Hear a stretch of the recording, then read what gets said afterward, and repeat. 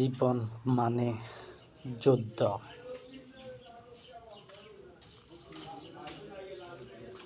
জীবন মানে যুদ্ধ চালিয়ে যেতে হয় নিজের পেটের দায়ে। মানুষ রাজনীতি করবে কি? পেটের ধান্দায় রাজনীতি পালিয়ে যায়। আমি এমন একটা রাজনীতি করি যা বর্তমানে অন্য কোনো মানুষ এমন সিদ্ধান্ত নেয় না। আমি রাজনীতি করি এই পৃথিবীতে শান্তি ফিরানোর জন্য, যাতে যেসব প্রধানমন্ত্রীরা যুদ্ধ লাগায় তাদের থেকে তাদের মতো নও।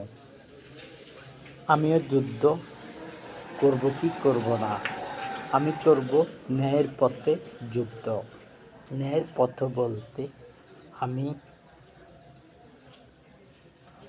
নির্বাচনের মাধ্যমে আমার দলকে জিতাতে চাই।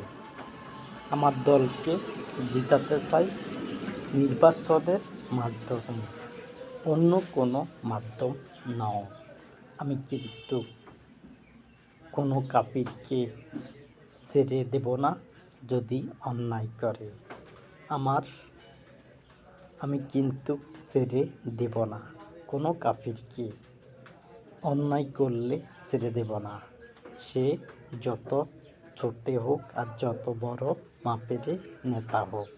আমি কিন্তু নামছি মাঠে, কিন্তু আমার কথা যদি ছড়িয়ে পড়তো পৃথিবীর প্রত্যেক দেশগুলোর মধ্যে, তাহলে কিন্তু আমার দল ক্ষমতায় আসতো।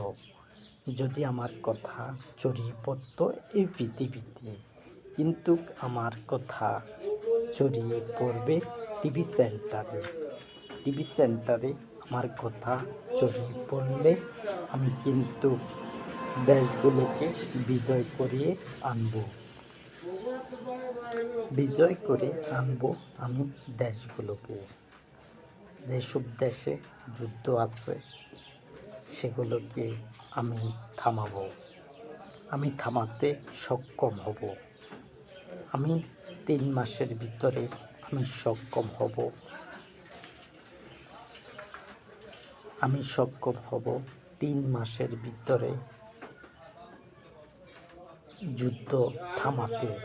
যেসব দেশে যুদ্ধ রয়েছে সেগুলোর মধ্যে আমি যুদ্ধ থামাতে 3 মাসে যথেষ্ট হবে।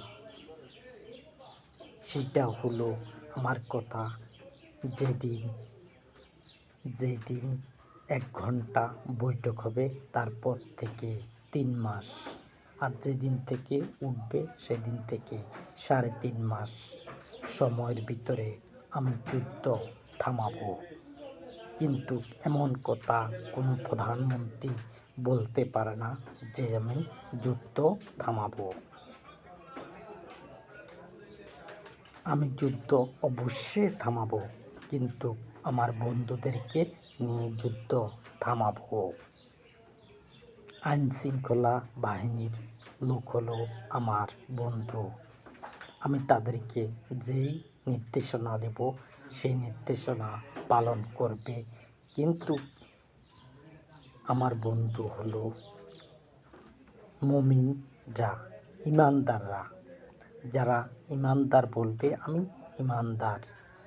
ইমানদার হলো ন্যায়ের পথে চলা হলো ইমানদার, আর বেঈমানদার হলো অন্যায় পথে চলা। অন্যায়কারীকে কোনো ছাড় দেব না আমি। অন্যায়কারী যত বড় মাপের লোকই হোক, আমি কিন্তু ছাড় দেব না। আর আমি বিচার দিবস, অবশ্যই আমি বিচার দিবস সাব্যস্ত করব এবং বিচার দিবস শেষ দিব, যেটা মালিক কিয়ামত, যিনি বিচার দিবসের মালিক। আর সেই বিচারের কার্যক্রম আমি চালাবো এবং আমি 6 মাস থেকে 1 বছর পর্যন্ত আমি এই পৃথিবীর সকল দেশ আমার নির্দেশনা চালাবো। পরবর্তীতে কিন্তু আমার কথা অনুযায়ী প্রধানমন্ত্রীরা দেশ চালাবে। আমি কিন্তু প্রধানমন্ত্রী বানাবো। কেউ কি তোমাদেরকে প্রধানমন্ত্রী বানাইছে? আমি প্রধানমন্ত্রী বানাবো এবং প্রধানমন্ত্রী বানিয়ে কিন্তু যারা অন্যায়কারী তাদেরকে সাজা দেব। তারা যদি অন্যায় করে তাহলে সাজা পাবে, আর যে অন্যায় করবে সে হলো কাফির, আর যে অন্যায় করবে না সে হবে ইমানদার। ইমানদার হলো যারা অন্যায় করবে না, অন্যায়কে প্রশ্রয় দিবে না। আমার দল অবশ্যই অন্যায়কে প্রশ্রয় দেওয়া হবে না। কাফিরদেরকে ধরা হবে। যারা কাফির, যারা অন্যায়কারী তাদেরকে ধরা হবে এবং বিচার দিবসে আমি তাদেরকে কঠিন সাজা দেব। বিচার দিবসের পরে আমি তাদেরকে কঠিন সাজা দিব। যারা কাফির, যারা আল্লাহর আইন মানে না। আল্লাহর আইন হলো কোরআন শরীফ। কোরআন শরীফ হলো আল্লাহর আইন এবং কোরআন শরীফ দিয়ে কিন্তু এই পৃথিবী শাসন করা যাবে না এবং আমার কথা লাগবে কোরআনের বাইরে নয়, এবং কোরআনকে সংযুক্ত করে আমি কথা চালাবো। সেগুলো দিয়ে কিন্তু হবে এই পৃথিবীর সংবিধান। কারণ কোরআনের মধ্যে বলা আছে যে চুরির দায়ে হাত কেটে দাও, কিন্তু আমি যে হাত কাটবো, কতটুকু হাত কাটবো সেটা কি বলা আছে? সেখানে বলা নাই, কিন্তু আমি এখান থেকে বলে দিয়েছি কতটুকু হাত কাটতে হবে। হাতের কবজি পর্যন্ত পালিয়ে দেওয়া হবে। যদি চুরি করে তাহলে হাতের কবজি পর্যন্ত পালিয়ে দেওয়া হবে, কিন্তু সেটা মাপ হবে না যদি চুরি করে। কিন্তু কতটুক বয়স সেটা কি কোরআনে বলা আছে? সেইটাও বলা নাই। সেটা আমি এখান থেকে করে দেব এবং হাতের কবজি পর্যন্ত পালানো হবে এবং 20 বছর পূর্ণ হলে তারপরে গিয়ে হাত কাটা হবে। 20 বছর পূর্ণ হয়ে একদিন যদি হয় তাহলেও কিন্তু হাত কাটা হবে, নয়তোবা কিন্তু হাত কাটা হবে না। এইটা কিন্তু কোরআনে সংযুক্ত নেই।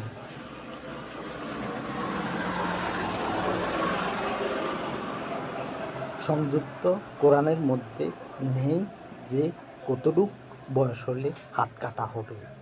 আমি সেটা পূর্ণ করে দিলাম।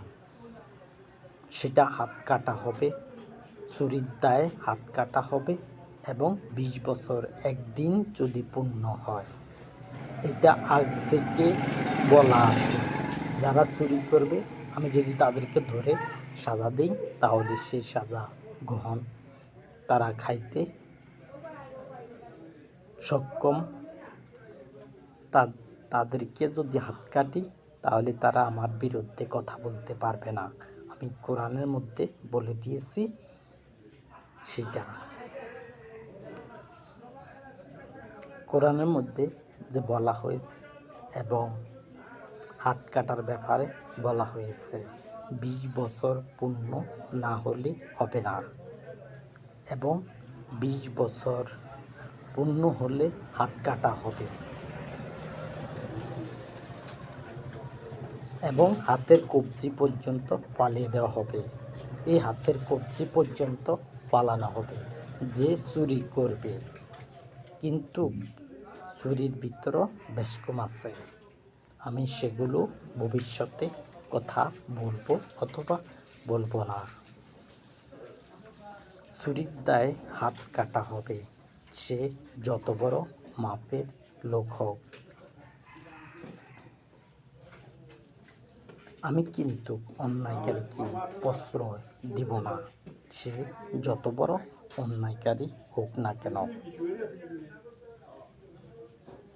আমি অন্যায়কারীকে অন্যায় সাজা দিবই। আমার চ্যালেঞ্জ হলো এই পৃথিবীতে শান্তি ফিরানো। আমার কথা অবশ্যই টিভি সেন্টার হবে। আমি কিন্তু কাফিরদেরকে কখনো ছাড় দেব না। তারা যদি অন্যায় করে তাহলে কিন্তু অন্যায় সাজা আমি দেব। সে যদি অন্যায় করে, আর দুর্নীতিবাজকে ছাড় দেওয়া হবে না। যারা দুর্নীতি করবে,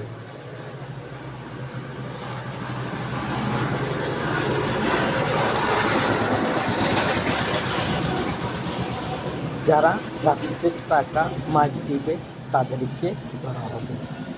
যারা রাষ্ট্রের টাকা মার দেবে এবং চাকরি করবে সরকারের, কিন্তু বেতন যা নেবে তার থেকে বেশি চুরি করে নেবে, সেটা হবে না।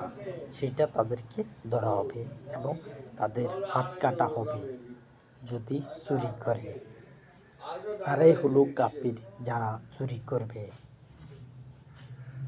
যেটা নিষেধ করা হয়েছে সেটা করলে হবে কাফির। অতএব তোমরা আমার কথা টিভি সেন্টারে তুলে ধরো। যদি তোমরা দেখতে চাও ইসলামকে ক্ষমতায়, ইসলামকে যদি ক্ষমতায় দেখতে চাও, তাহলে তোমরা চেষ্টা করো আমার কথা যাতে টিভি সেন্টার হয় এবং কাফিরদের পরিণাম ভালো হবে না।